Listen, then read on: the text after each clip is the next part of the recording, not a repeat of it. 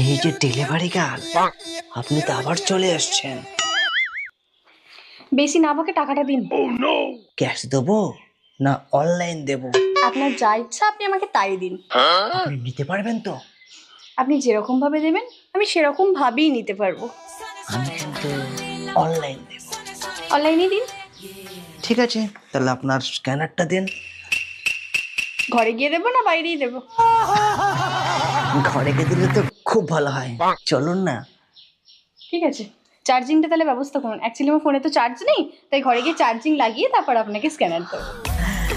চলুন চলুন চলুন।